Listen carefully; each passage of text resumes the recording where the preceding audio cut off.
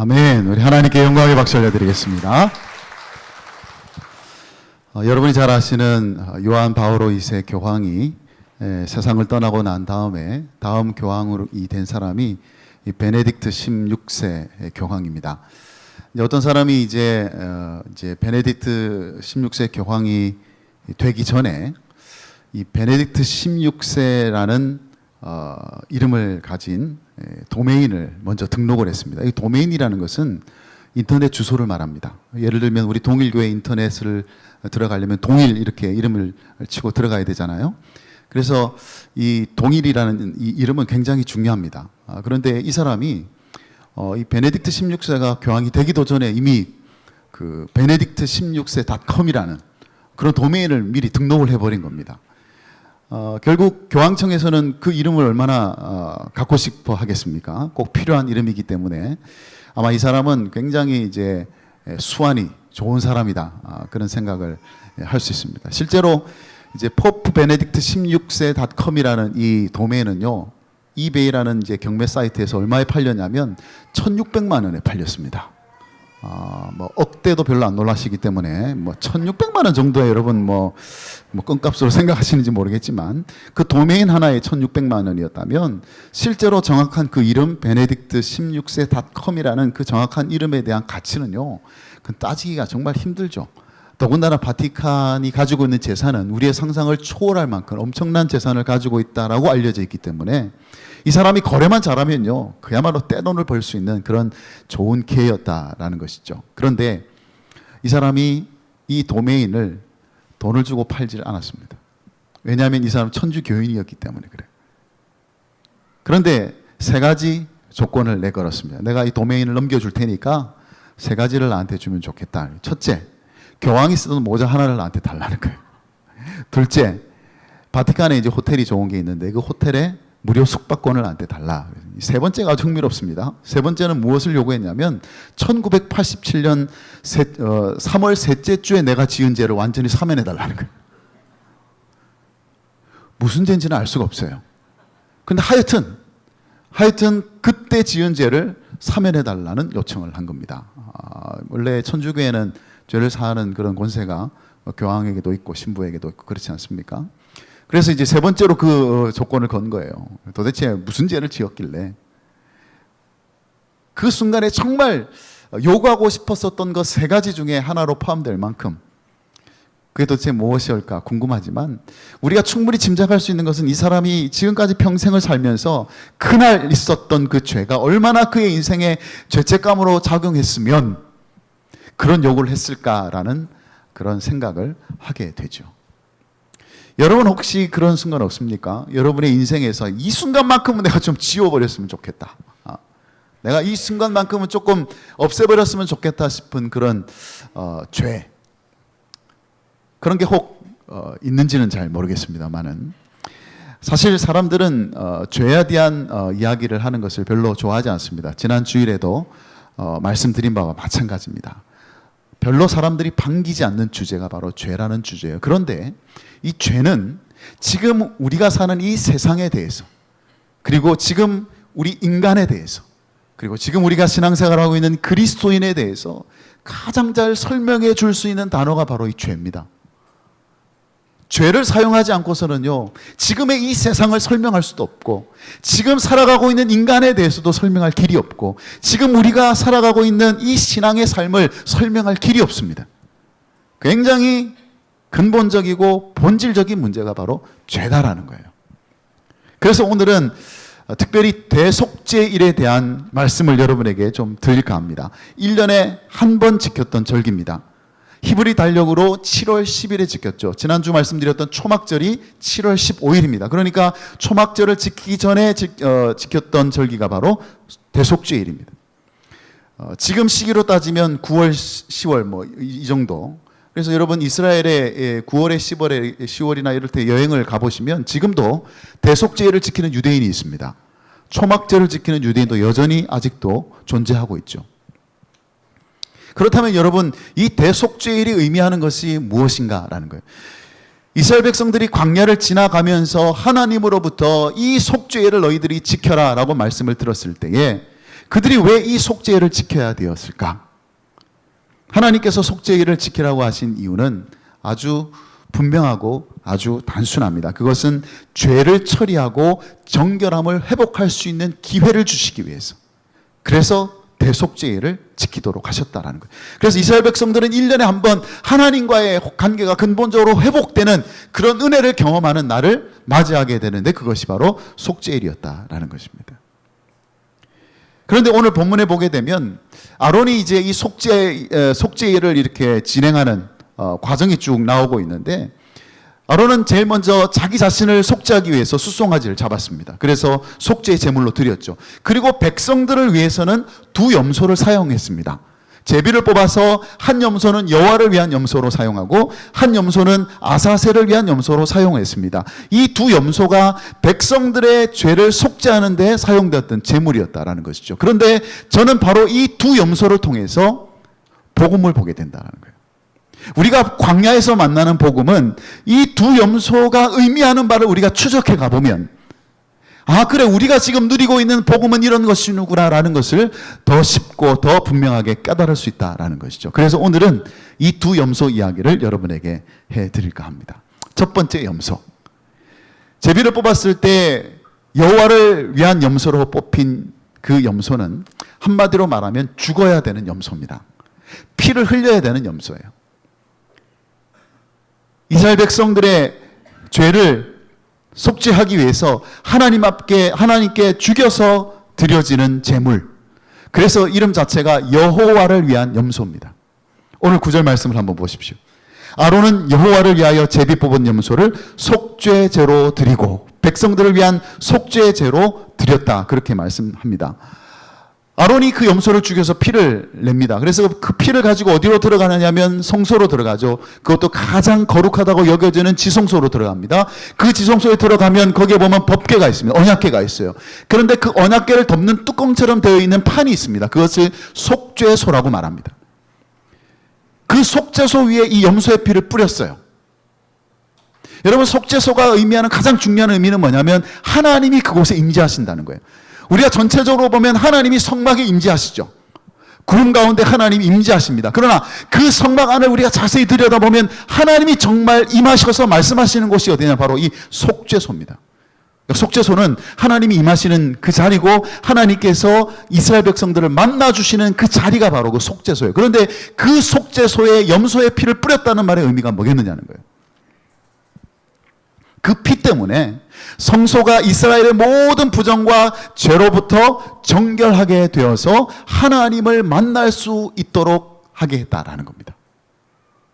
그 피가 성소를 거룩하게 만들고 그래서 그 성소를 거룩하게 만든 그 현장에 하나님이 임하시고 그 하나님이 임한 그곳에 이스라엘 백성들이 만나게 되는 일들이 바로 그런 과정을 통해서 일어났다. 그러니 여호와를 위한 염소는 그렇게 이스라엘 백성들이 하나님을 만나기 위해서 반드시 대신 죽어야 했던 제물이었다라는 겁니다.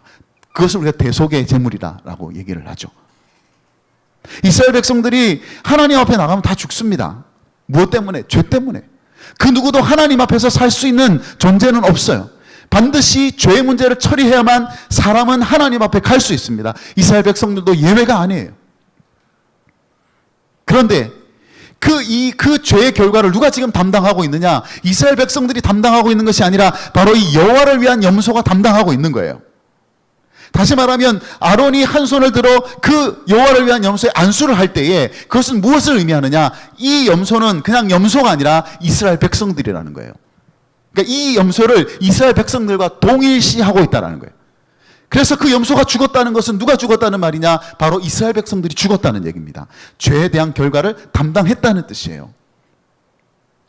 그래서 이스라엘 백성들은 그렇게 예배 자리로 나갈 수 있었고 하나님을 만나는 자리로 나갈 수 있었던 이유는 뭐냐면 바로 여호와를 위한 염소가 대신 죽었기 때문에 대신 피를 흘렸기 때문에 그것이 가능한 일이 되었다라는 겁니다. 그러면 여러분 이 여호와를 위한 염소가 우리에게 보여주는 것이 도대체 뭘까라는 거예요. 그래서 단순히 우리를 위해서 애꿎은 염소 한 마리가 죽었다는 의미가 아닙니다. 왜 멀쩡한 염소를 왜 죽이느냐? 뭐 그렇게 말할 사람도 있겠지만 여러분 하나님이 왜 이 염소를 통해서 이스라엘 백성들의 죄를 사하게 되는 이런 방식을 허락하셨느냐? 그것의 가장 본질적인 부분은 뭐냐면 그게 바로 하나님이 이스라엘 백성들을 사랑하는 방식이고 그것이 바로 하나님께서 이스라엘 향한 하나님의 긍휼의 마음이다라는 거예요. 만나주시겠다는 겁니다. 만날 길을 열어주시겠다는 거예요. 무엇을 통해서? 바로 이 여호와를 위한 염소를 통해서. 너희들이 내 앞에 나올 수 없지만 그 죄 때문에 내 앞에 나오면 너희들은 반드시 죽을 수밖에 없지만 내가 길을 열어주겠다는 거죠. 그 길을 열어주기 위해서 너희들에게 제시하고 바로 이 여호와를 위한 염소를 너희를 대신해서 대속의 제물로 내게 드리면 내가 너희를 만나주겠다. 은혜입니다. 은혜. 하나님이 이스라엘 백성들을 다시 만나주시겠다는 그 긍휼의 마음. 그래서 여러분, 그 거룩하신 하나님과 동행하는 이스라엘 백성들에게 있어서 그 거룩하신 하나님 앞에 늘 죄의 영향력 아래 살아갈 수밖에 없는 이스라엘 백성들에게 있어서 가장 중요한 소망은 뭐냐면 바로 그분의 긍휼하심 때문에 그들이 하나님과 함께 할 수 있다는 거예요. 여러분, 판사가 법정에서 사형에 해당되는 죄를 지은 피고에게 이제 판결을 내립니다. 판결을 내리는데 피고를 사형에 처한다. 땅땅땅 그렇게 판결을 내렸습니다. 그러면 그 판결을 들은 피고가 와, 판사님 참 최고입니다. 너무 정확하게 판결해 주셨습니다. 판사님 사랑해요 이러면서 하트를 뿅뿅 날리면서 이렇게 반응할 피고가 있겠습니까? 제정신이 아니고서야 그런 반응을 보일 사형을 언도받은 그런 피고는 있을 수가 없겠죠. 사실 여러분, 죄를 지은 사람이 그 상황 속에서, 죽을 죄를 지은 사람이 그 상황 속에서 기댈 수 있는 것은 뭐냐면 공의가 아니라 긍휼입니다. 긍휼. 법은요, 공의를 요구합니다. 반드시 또 요구해야만 합니다. 공의를 이루어야 돼요. 정의를 이루어야 돼요. 그게 법입니다. 그러나 죄 지은 사람의 입장에서 본다면 이것은 꼼짝없이 내가 죽을 수밖에 없는 그런 죄를 지은 사람의 입장에서 본다면 뭐가 소망이겠어요? 공의가 소망이겠습니까? 소망이 없죠. 공의로 하면 그냥 죽는 건데요. 소망 없습니다. 그런 사람에게 있어서 유일한 소망은 뭐냐면 긍휼을 입는 겁니다. 그것 외에는 달리 가질 수 있는 소망이 없어요. 그게 죽을 죄를 지은 사람이, 그런 죄인이 가지고 있는 엄연한 현실이 바로 그런 현실입니다. 그런데 바로 여호와를 위한 염소가 그 공의를 위해 대신 죽었다라는 거예요. 그런데 공의를 위해서만 죽은 것이 아니라 긍휼을 위해서도 죽었다라는 것이죠. 여호와를 위한 염소는 하나님의 그 공의를 이루신, 죄를 용납할 수 없잖아요. 그 하나님의 공의를 위해서 대신 죽었고요. 동시에 그런 염소의 희생을 통해서, 염소가 대신 죽음을 통해서 어떤 길이 열렸느냐?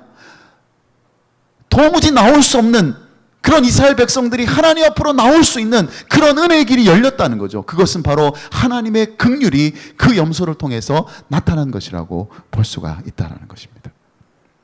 이스라엘 백성들만 그러하겠습니까? 오늘 죄의 영향력 아래 살아가고 있는 모든 인생들이 마찬가지입니다. 모든 인간은 하나님 앞에 갈 수가 없어요. 모든 인간이 그냥 하나님 앞에 갔다가는 다 죽을 수밖에 없습니다. 우리가 마음대로 이렇게 예배드리고 있지만 예배 자리로 나갈 수도 없고요.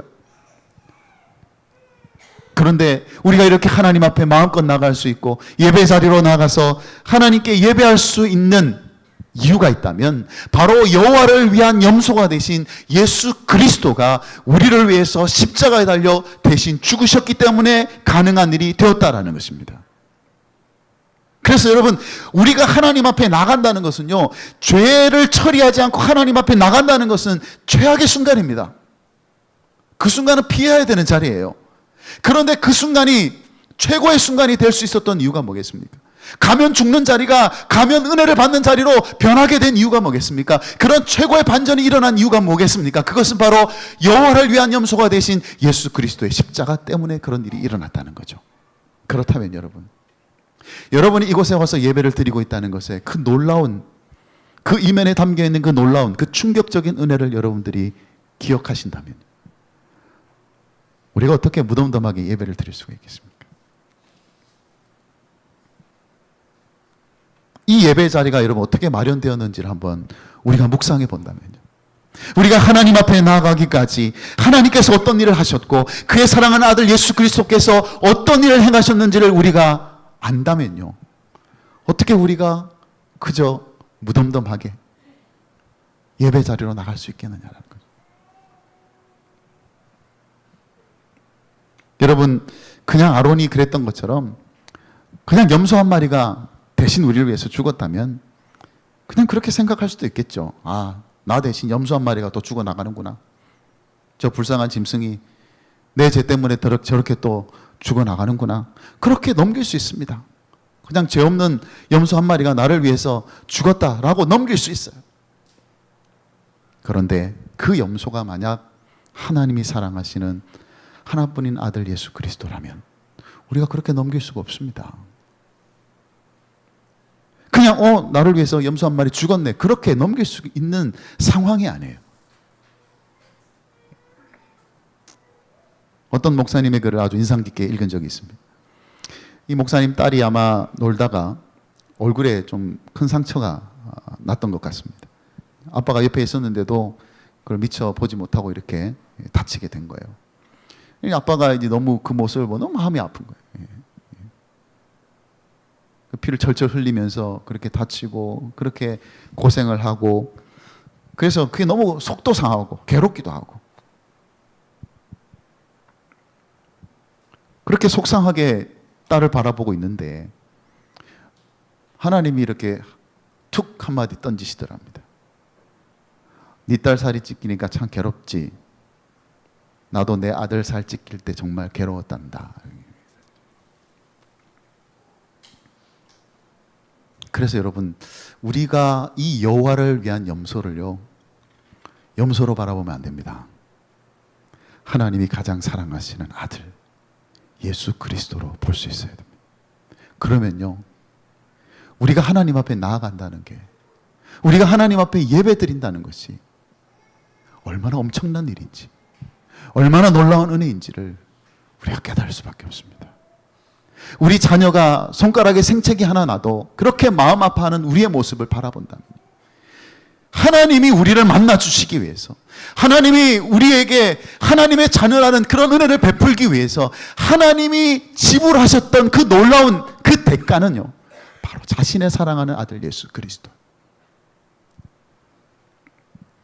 그래서 우리가 드리는 이 예배 자리는 그저 그런 자리일 수가 없습니다. 그냥 무덤덤하게 드릴 수 있는 그런 자리일 수가 없고, 우리는 예배를 드릴 때마다 이 대속의 은혜로 인하여서 늘 감사와 감격의 제사로 하나님 앞에 나아갈 수 있도록, 그래서 예배를 드릴 때마다 우리의 마음이 늘 그 놀라운 은혜로 인하여서 감격하고 감사하고 진정한 찬양으로 하나님 앞에 나아갈 수 있는 그런 예배, 그런 예배가 회복될 수 있는 저와 여러분이 되시기를 바랍니다. 이것이 광야에서 우리가 보게 되는 복음이고, 여호와를 위한 염소를 통해서 우리가 보게 되는 예수 그리스도의 복음의 가장 놀라운 은혜, 가장 충격적인 은혜, 바로 그 은혜 속에서 하나님을 예배하며 하나님께 나아가며 하나님과 동행하는 삶을 살아가는 저와 여러분 되시길 주님의 이름으로 축복합니다. 두 번째 염소를 한번 생각해 보겠습니다. 이번 염소는 아사셀을 위한 염소라고 불려집니다. 그런데 아까 여호와를 위한 염소와는 달리 이 염소는 죽이지를 않습니다. 살아요. 살아서 광야로 보내집니다. 오늘 10절을 한번 가보겠습니다. 10절 말씀을 보면 한번 같이 읽을까요? 아사셀을 위하여 제비 뽑는 염소는 산채로 여호와 앞에 두었다가 그곳으로 속죄하고 아사셀을 위하여 광야로 보낼지니라 그랬습니다. 이 염소는 안 죽입니다. 살려서 광야로 보내요. 그런데 그냥 보내지 않습니다. 어떻게 보내느냐? 여러분 오늘 읽지는 않았지만 21절 말씀으로 한번 가보겠습니다. 21절 말씀 한번 같이 읽겠습니다. 아론은 그의 두 손으로 살아있는 염소의 머리에 안수하여 이스라엘 자손의 모든 불의와 그 범한 모든 죄를 아뢰고 그 죄를 염소의 머리에 두어 미리 정한 사람에게 맡겨 광야로 보낼지니 그랬습니다. 그냥 살려서 보내는 게 아니라 어떻게 보냅니까? 아론이 이 염소의 두 손을 얹고서 안수를 합니다. 그렇게 안수를 할 때 이스라엘의 모든 죄를 고백하는 거예요. 그러면서 그 죄를 누구에게 옮겨 놓느냐? 그 염소의 머리에다 옮겨 놓는 겁니다. 그러니까 아까 여호와를 위한 염소에게 아론이 한 손으로 안수를 했을 때는 그 염소가 어떤 의미냐? 이 염소는 바로 이스라엘이라는 거예요. 이스라엘로 동일시했다는 거예요. 그런데 이번에 두 손으로 이 아사셀을 위한 염소에게 안수할 때는 그 말의 의미는 뭐냐면 지금 이스라엘이 범한 모든 죄가 어디로 옮겨졌다? 바로 이 염소로 옮겨졌다는 거예요. 이거는 전가입니다. 전가. 옮겨졌다는 거예요. 아까는 동일시한 거지만 이것은 전가되었다는 거예요. 두 염소의 차이는 거기에 차이가 있습니다. 그럼 여기서 우리가 생기는 의문점 하나. 도대체 아사셀은 뭐냐라는 거예요. 아사셀. 이 아사셀을 해석하기가 굉장히 쉽지가 않습니다. 해석의 차이들이 많고 학자들마다 다른 견해를 가지고 있지만 대충 이런 견해를 가지고 있습니다. 어떤 학자는 이 아사셀이 광야에 사는 귀신의 이름이다 그렇게 해석을 합니다. 성경에 보면 종종 귀신들이 광야에서 활동을 한다고 알려져 있고 또 부정한 짐승들이 많은 곳이 광야이기 때문에 그래서 이 광야에 사는 귀신에게 이 이스라엘의 죄를 옮겨진 이 염소가 거기로 간다는 거예요. 그래서 그 죄의 원주인인 그 귀신에게로 죄를 돌려보낸다는 겁니다. 그런 의미에서 이 아사셀의 염소를 광야로 보냈다 그렇게 해석을 합니다. 또 어떤 학자는 이렇게 해석하죠. 이 아사셀은 광야에 있는 그런 어떤 그 바위투성의 낭떠러지를 의미한다는 거예요. 광야로 이 염소를 보내고 나서 결국 이 염소를 어디로 인도하냐면 이 낭떠러지 쪽으로 인도한다는 거예요. 그러면 결국 이 염소는 어디로 떨어져서 죽겠습니까? 낭떠러지에 떨어져 죽겠죠. 그러면 그 낭떠러지에 염소만 떨어져 죽는 것이 아니라 그 염소와 함께 이스라엘 백성들이 그 염소에게 전가했던 그 죄도 그곳에 함께 떨어져 묻힌다는 거예요. 해석이 다 다릅니다. 그런데 공통적인 게 하나가 있습니다. 그 공통점은 뭐냐? 이스라엘 백성들이 머물고 있는 그 지역에서 그 죄를 제거해서 더 이상 그 죄가 그 공동체 안에 영향력을 미치지 않도록 멀리 보내는 그런 관점을 가지고 있다는 거예요.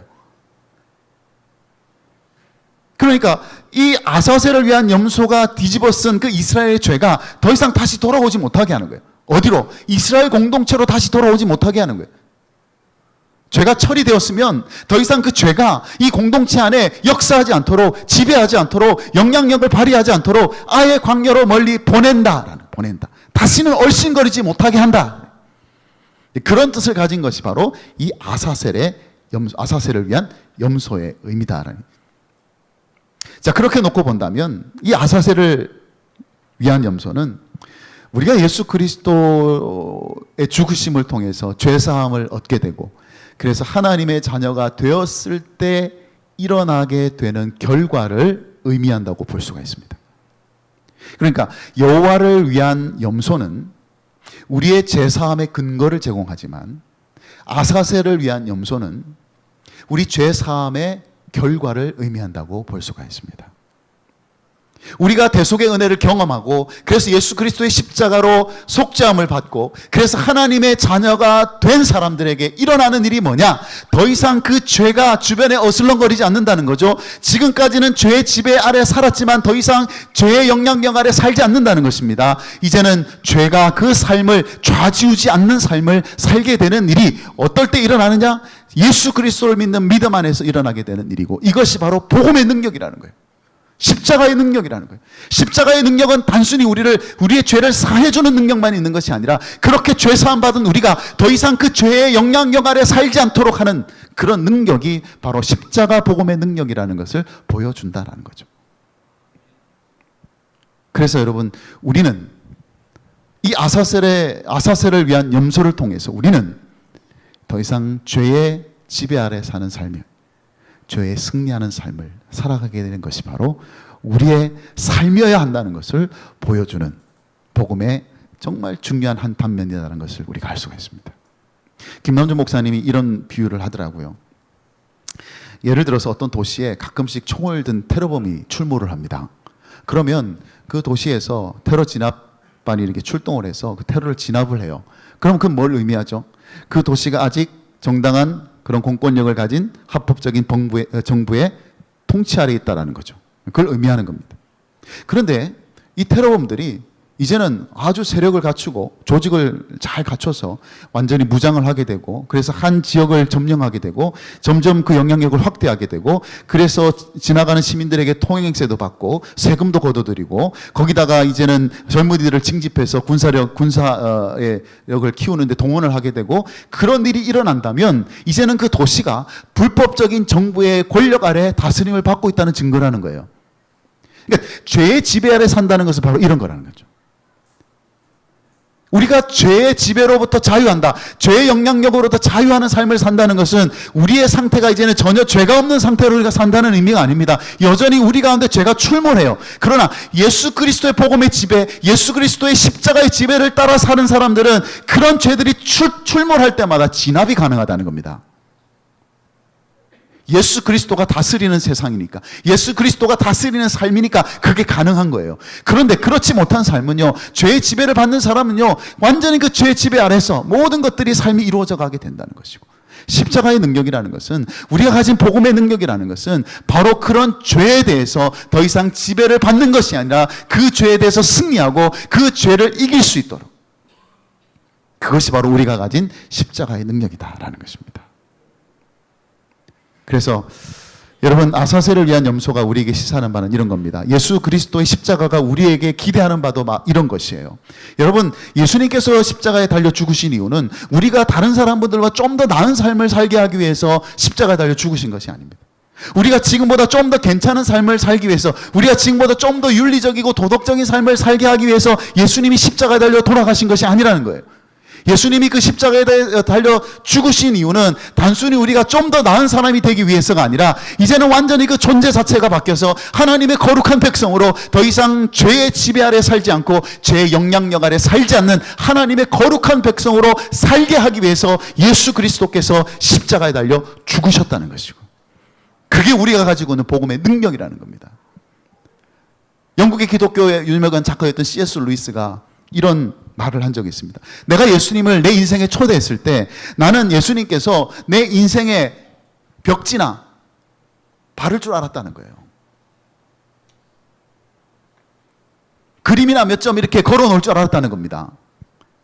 그런데 예수님께서요, 벽을 때려 부시고요, 방을 새로 만들고 그러시더라는 거예요. 그래서 예수님께 항변을 했다는 거죠. 아니 예수님, 저는 근사한 오두막을 기대하고 있었는데 이게 무슨 일입니까? 그러자 예수님께서 이렇게 대답하셨다는 겁니다. 나는 지금 오두막이 아니라 궁전을 짓고 있다 그랬습니다. 주님께서 십자가에 달려 돌아가신 것은 그저 근사한 오두막 짓기 위해서 그렇게 하신 것이 아니라 궁전을 짓기 위해서 십자가에 달려 돌아가셨다는 거예요. 근사한 오두막 정도가 아니라 죄의 영향력 아래에서 우리의 삶이 완전히 부실공사하지 않습니까? 그런 삶의 부실공사의 흔적을 모두 다 제거해 버리시고 이제는 거룩한 삶으로, 그래서 아름답게 빛이 나는 그런 궁전으로 지어가기 위해서 주님께서 그 십자가의 고통, 그 십자가 위에서 피를 흘리셨다는 것입니다. 그게 바로 아사셀을 위한 염소가 보여주는 가장 중요한 의미다라는 것입니다. 그렇다면 이제 우리 일상의 삶을 한번 돌아봐야 되겠죠.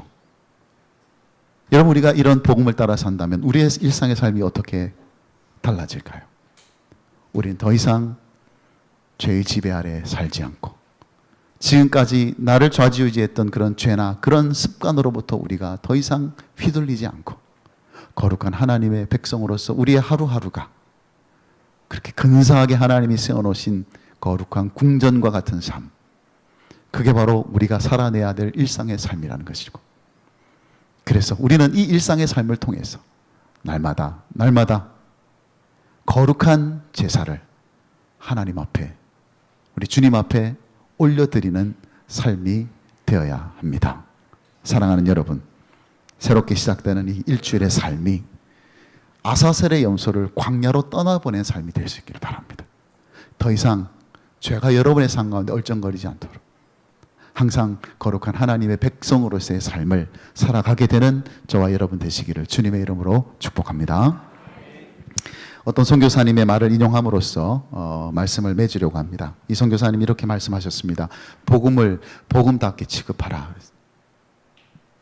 복음은 하나님께서 그분 자신의 전심을 쏟아주신 사건이다.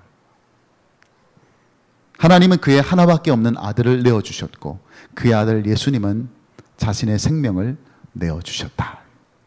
초대교회는 이 복음에 목숨을 걸었다. 그렇게 말을 했습니다. 우리가 오늘 광야에서 두 염소를 통해서 본 것은 복음이었습니다.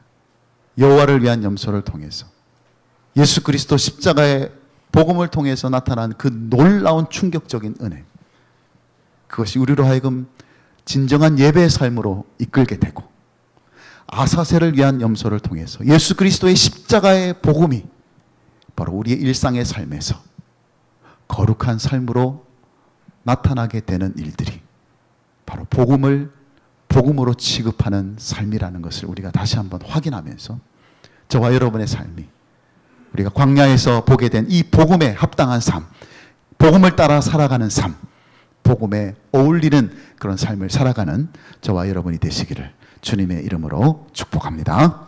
아멘.